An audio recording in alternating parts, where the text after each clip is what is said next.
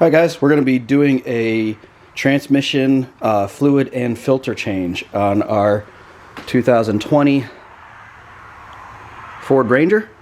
First thing you're going to need is fluid. You're going to need I got the Ford Motorcraft Mercon ULV. That's the one you want. And you make sure that it says ULV on there. I didn't know how much fluid I was going to need, so I just got all of it. I've got like 14 liters here, actually quarts. And then I've also got a replacement filter. I got the fluid and the filter on rockauto.com, not a sponsor. This is the replacement filter. This was 39 bucks, not cheap. But fortunately, you only have to change the filter every 100,000 miles. And then you can change the fluid every 50,000. So I'm at 42, so I figured I'm going to do both since I'm going to be in there anyway, and I want to show you how to do the filter. So we're going to change the fluid and the filter. The other thing I got some gloves just because I'm filming and I don't want to have to wash my hands every time I need to touch the camera, so I can just change my gloves every time I need to touch the camera if I get nasty. And then we've also got this little $10 pump from Amazon. We'll see how that works. It's supposed to go right onto one of these containers, and you can pump it up into the transmission, which I'll show you later when we go to refill. I've also got my engine oil here and my filter because I'm going to change the oil while I'm under there. I'm not going to film that portion of it because I've already done a couple videos on oil change on this thing, so check those out if you're interested in that. And then another surprise, I'm going to do this in a part 2 video, so a separate video. But look at that. This is an upgraded fluid pan for the bottom of the transmission. It's aluminum, so it has better cooling. The one under there I'll show you is plastic. There's no drain plug on it, so we have to unbolt it to drain it, which sucks. The new one has a drain plug, has better cooling, and it also has the increased capacity by 1.75 liters, so almost 2 liter increase in capacity, which is again is why I got so much fluid. So this is going to be a part 2. So the part 1 of the video is just going to show you how to change the fluid and the filter, and then I'll show you the upgrade in a separate video. So let's get underneath this truck. Okay, so we're underneath the truck. There's the back of the oil pan right there. This is that cross member. I believe that's a stabilizer. And then we've got our A-frame bracket back here, and then this is our transmission pan here. You can see it's plastic. I'm sure there's nothing wrong with that, but I'm pretty excited about the aluminum one. But anyway, that's not what we're talking about right now. We've got to take all these bolts out around here to drain this thing. You can see, I think there's either 14 or 16 that go around. And what my idea is, the truck is pretty level right now, and I'm worried about how low this will come in the back.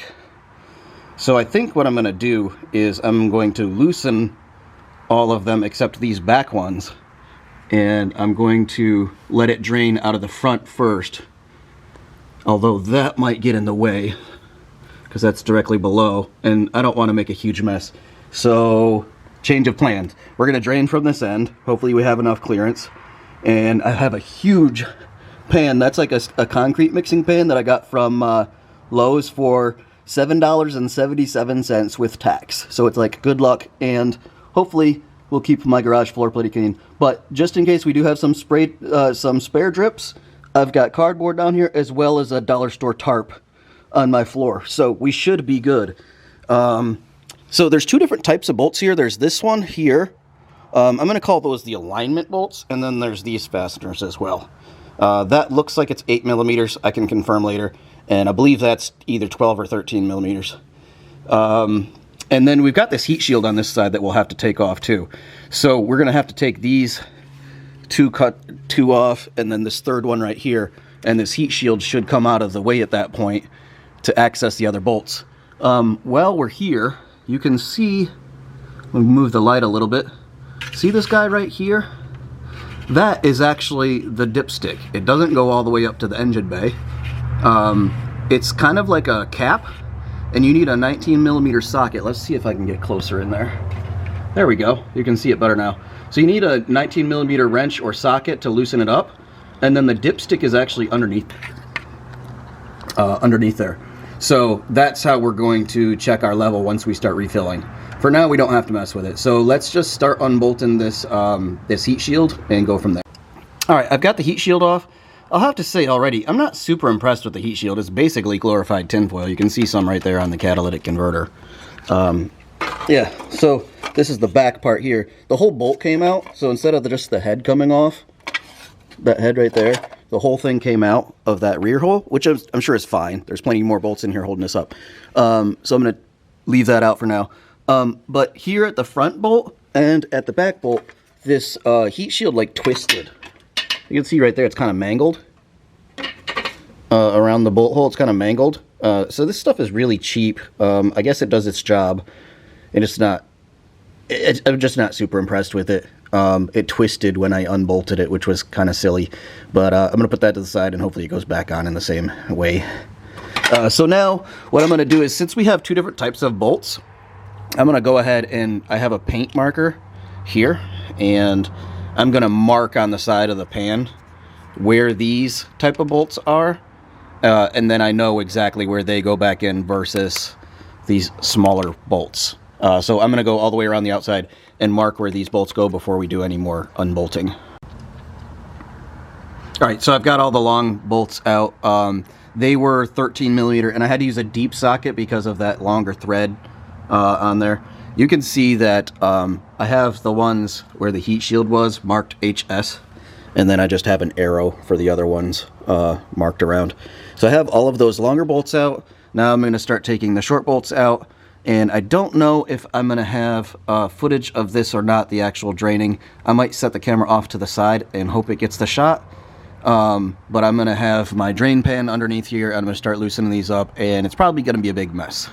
So here goes nothing. All right, here we go. So we've got our first drippings. Let's see if we can get a better angle. Nope, not a good angle there.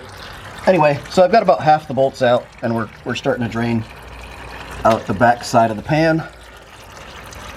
Pretty steady drip, so I'm glad I have such a huge drain pan, because this would have been a mess trying to use a standard oil drain pan. So I'm going to keep taking these bolts out going towards the front of the truck, which will allow the gap to open up a little bit more.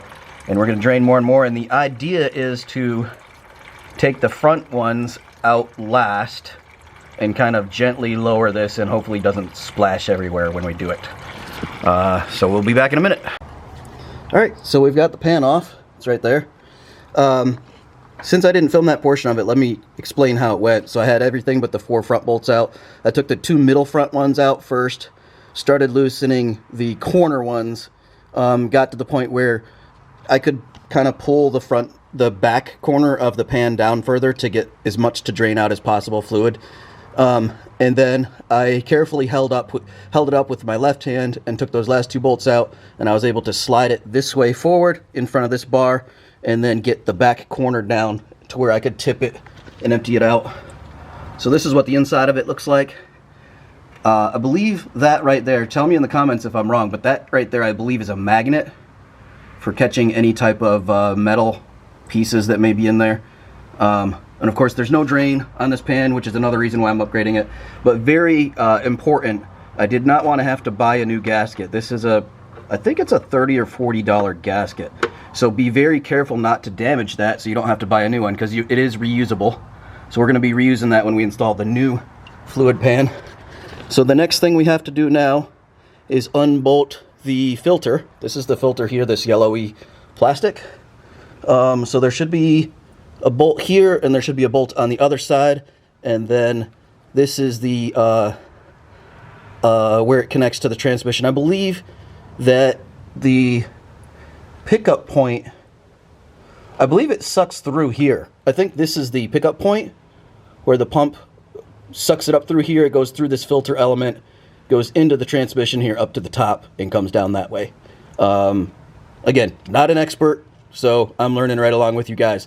But we're going to unbolt this old filter and take it down, and then go from there. All right, we've got the filter out. There's the old filter right there. Let me get some more light on it.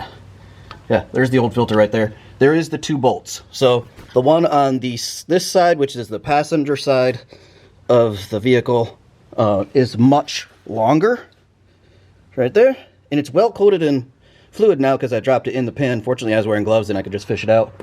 And then there's a shorter one on the driver's side of the vehicle that goes right there.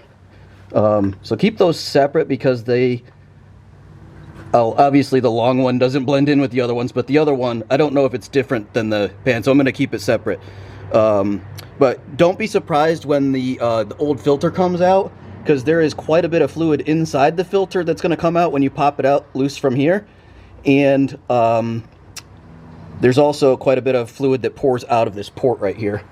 So speaking of port, there is a little seal on the filter that we may have to reuse, so make sure you don't damage that when you take it out, but it should just slide right out. So we're gonna go get the new filter and we're gonna install that. Okay, I was right about the seal. This is the new filter, obviously. This is the old one. You can see the diameter of this one is slightly larger because there's a seal right here that needs to go on that one. So I'll probably need 2 hands for this to pull this off and put it on the new one, but I'll show you that in a second. Alright, that was super easy. I literally just popped it off of there, slid it on there, no problem. It's just kind of like a little pressure fit.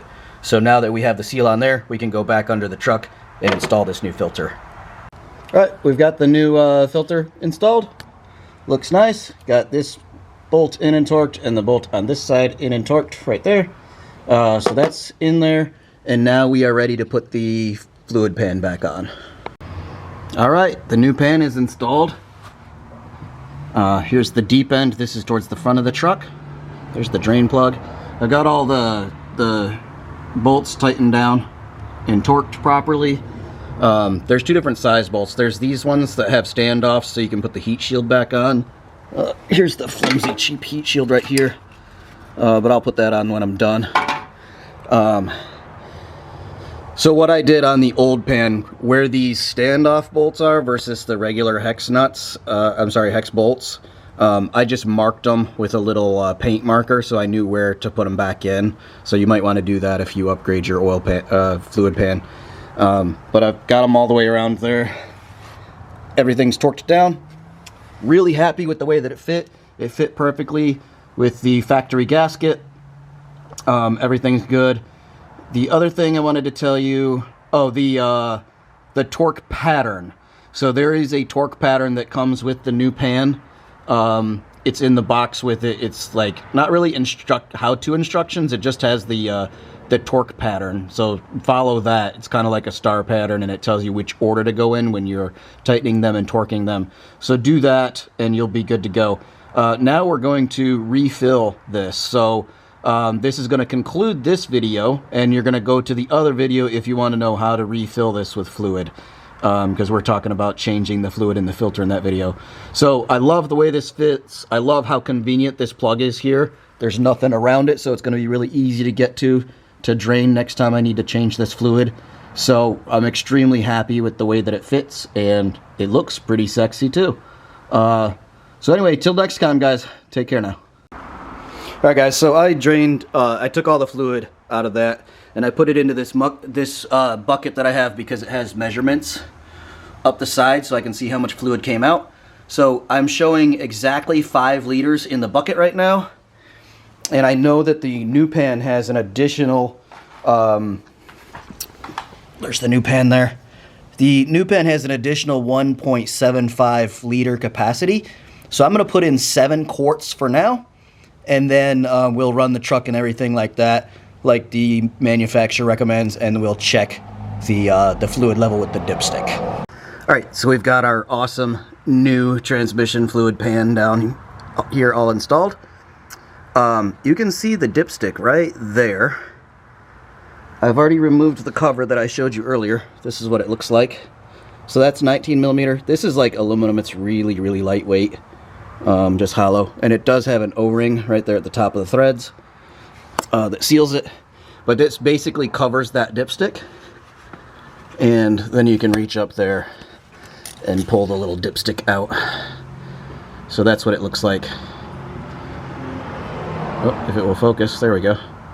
That's what the dipstick looks like. There's different marks on there. So we're going to we're going to put our fill tube up into that hole where the dipstick was, and we're going to start pumping our fluid in there. All right, here's the setup we got going on. This little hand pump here pumps just like a soap dispenser. We got the tube going up into there, and unfortunately this screw top is for a traditional oil size container, and this transmission fluid is got a wide mouth, so it did not screw on there. And even if it did, it didn't have any pickup tube. It did not come with a tube right here. This is just a spare piece of tubing that I just happened to have sitting on my shelf, so I got lucky. I believe it's 3/8 inch inside diameter, and it fit perfectly on there, so I really got lucky, because I would have been screwed, because if I was to go to the store to get more tubing, this is the only vehicle I have here right now, and I cannot drive it without fluid in it. So I got really lucky that I had that tubing there. But it's going up there, and we're basically just pumping the fluid up into the transmission. So this might take a little while, but we'll be back in a little bit. All right, y'all, I just finished putting 7 quarts in the transmission with this silly little hand pump. If anyone knows of a better way, please let me know, because, okay, my hands are tired from pumping that much. Anyway, I'm going to put the dipstick back in so no fluid comes flying out. Install the cover to make it tight. I'm sorry, to make it fluid tight. And then I'm going to start the truck up, let it run for a little bit, run it through each of the gears, drive, reverse, neutral, make sure the fluid gets everywhere inside the transmission it needs to, and then I will check the level and top up if necessary. So I hope you guys learned something from this video. I hope it helped y'all, and this is where we're going to end it. So hope you guys have a good day. Take care.